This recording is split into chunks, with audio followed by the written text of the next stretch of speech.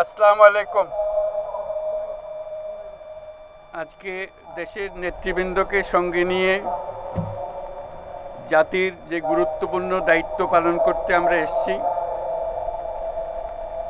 আল্লাহ তার জন্য আমাদের জন্য রহমত বর্ষণ করছেন।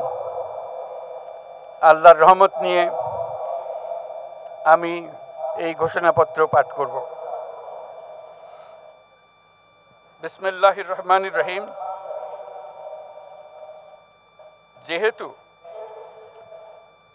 উপনিবেশ বিরোধী লড়াইয়ের সুদীর্ঘকালের ধারাবাহিকতায় এই ভূখণ্ডের মানুষ দীর্ঘ 23 বছর পাকিস্তানের স্বৈরশাসকদের বঞ্চনা ও শোষণের বিরুদ্ধে রুখে দাঁড়িয়েছিল এবং নির্বিচার গণহত্যার বিরুদ্ধে গণপ্রতিরোধ গড়ে 1971 সালে 26শে মার্চ স্বাধীনতা ঘোষণা করে রক্তক্ষয়ী মুক্তিযুদ্ধের মাধ্যমে জাতীয় মুক্তির লক্ষ্যে বাংলাদেশ রাষ্ট্র প্রতিষ্ঠা করেছিল।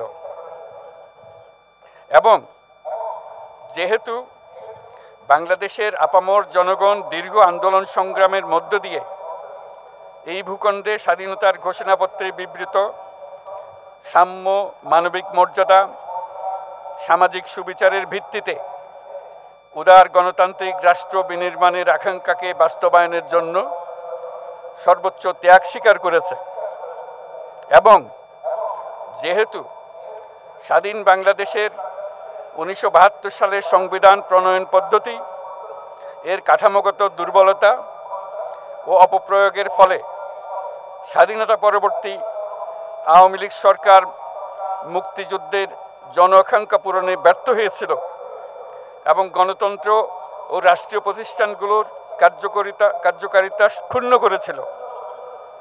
এবং যেহেতু স্বাধীনতা পরবর্তী আওয়ামী লীগ সরকার স্বাধীনতার মূল মন্ত্র গণতান্ত্রিক শাসন ব্যবস্থার বিপরীতে বাকশাল নামে সাংবিধানিকভাবে একদলীয় শাসন ব্যবস্থা কায়েম করে এবং মত প্রকাশ ও বিচার বিভাগের স্বাধীনতা হরণ করে, যার প্রতিক্রিয়ায় 1975 সালের 7ই নভেম্বর দেশের সিপাহী জনতার ঐক্যবদ্ধ বিপ্লব সংগঠিত হয় এবং পরবর্তী সময়ে একদলীয় বাকশাল পদ্ধতির পরিবর্তে বহুদলীয় গণতন্ত্র, মত প্রকাশ ও বিচার বিভাগের স্বাধীনতা পুনঃপ্রবর্তনের পথ সুগম হয়।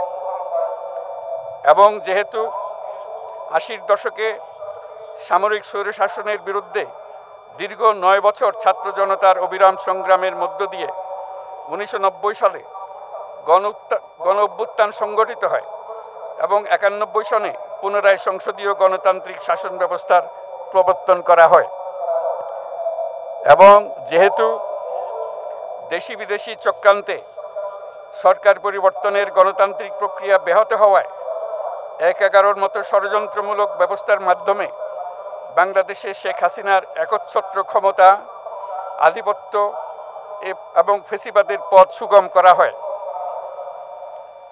যেহেতু দীর্ঘ 16 বছরের ফেসিবাদী অগণতান্ত্রিক গণবিরোধী শাসন ব্যবস্থা কায়েমের লক্ষ্যে এবং একদলীয় রাষ্ট্র ব্যবস্থা প্রতিষ্ঠার অতি উগ্র বাসনা চরিতার্থ করার অভিপ্রায়ে সংবিধানে অবৈধ অগণতান্ত্রিক পরিবর্তন করা হয়, যার ফলে একদলীয় একচ্ছত্র ক্ষমতা ও আধিপত্য প্রতিষ্ঠার পথ সুগম হয়।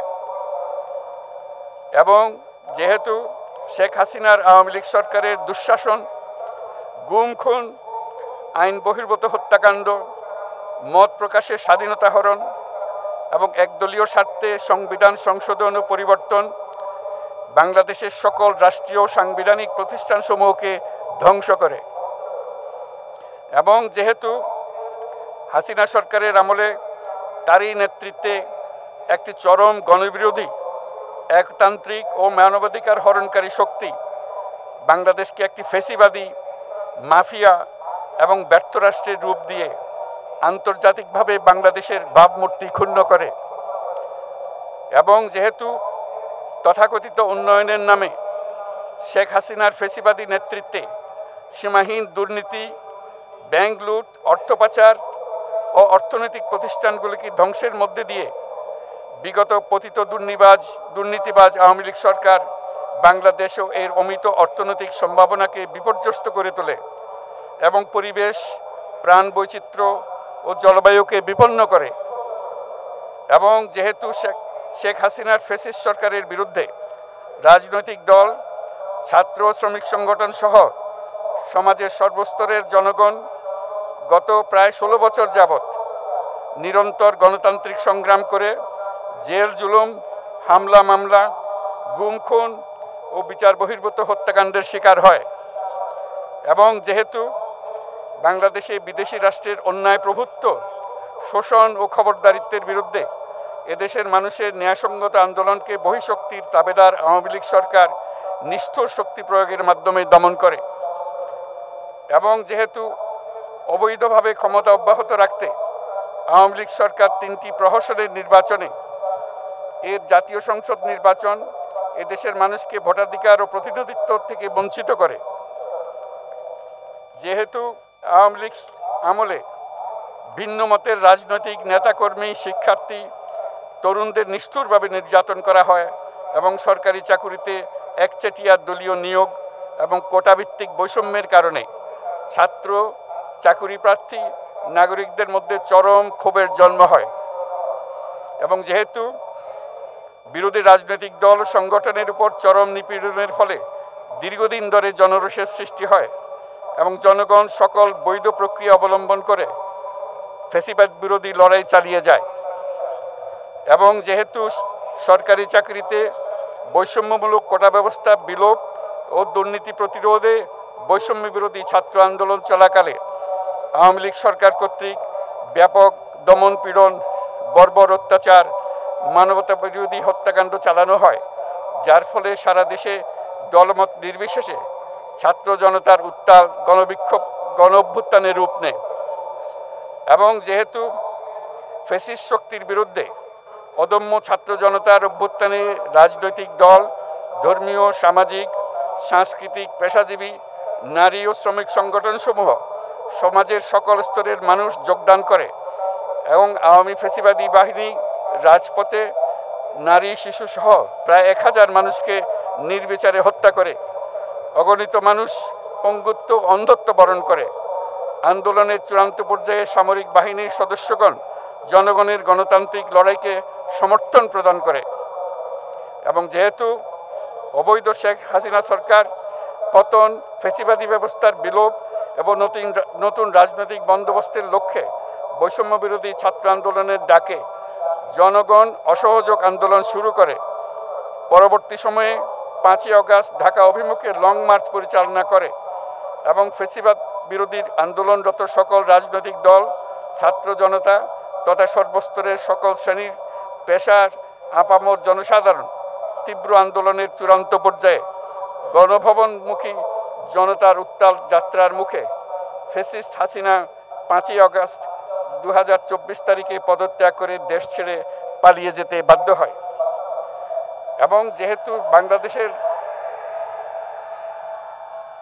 যেহেতু বাংলাদেশের রাজনৈতিক ও সাংবিধানিক সংকট মোকাবেলায় গণ অভ্যুত্থানের মধ্য দিয়ে ব্যক্ত জনগণের সার্বভৌমত্বের প্রত্যয় ও প্রয়োগ রাজনৈতিক ও আইনি উভয় দিক থেকে যুক্তিসঙ্গত, বৈধ ও আন্তর্জাতিকভাবে স্বীকৃত।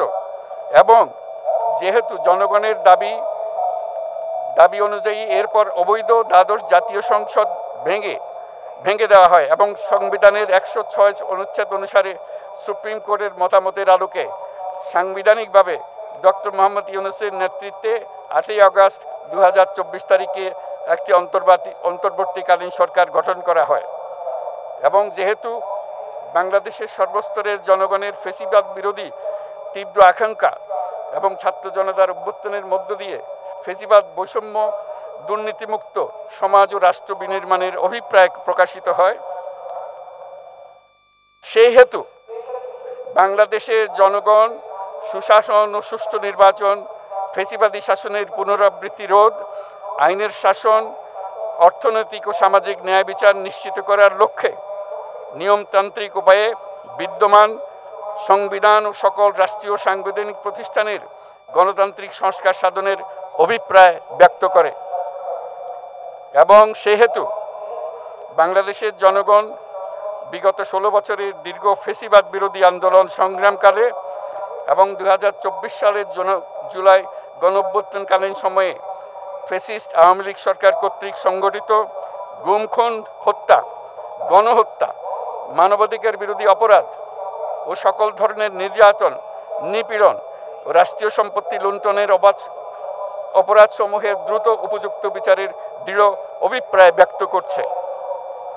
সেহেতু বাংলাদেশের জনগণ জুলাই জনগণের সকল শহীদদের জাতীয় বীর হিসেবে ঘোষণা করে শহীদদের পরিবার, আহত যোদ্ধা এবং আন্দোলনকারী ছাত্র জনতাকে প্রয়োজনীয় সকল আইনি সুরক্ষা দেওয়ার অভিপ্রায় ব্যক্ত করেছে। এবং সেহেতু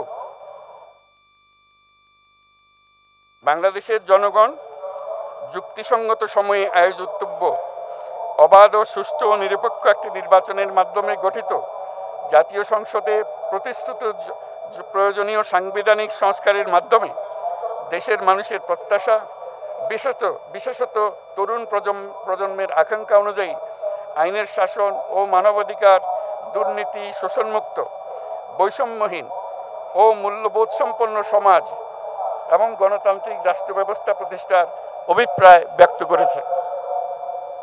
এবং সেহেতু বাংলাদেশের জনগণ এই প্রত্যাশা ব্যক্ত করছে যে একটি পরিবেশ ও জলবায়ু সহিষ্ণু, অন্তর্ভুক্তিমূলক, টেকসই উন্নয়ন কৌশলের মাধ্যমে বর্তমান ও ভবিষ্যৎ প্রজন্মের অধিকার সংরক্ষিত হবে।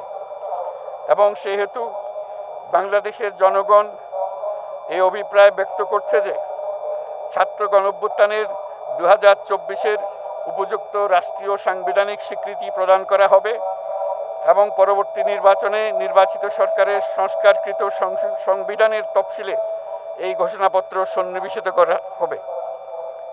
এবং 5ই আগস্ট 2024 সালে গণঅভ্যুত্থানে বিজয়ী বাংলাদেশের জনগণের আকাঙ্ক্ষার প্রতিফলন হিসেবে এই ঘোষণা প্রণয়ন করা হলো।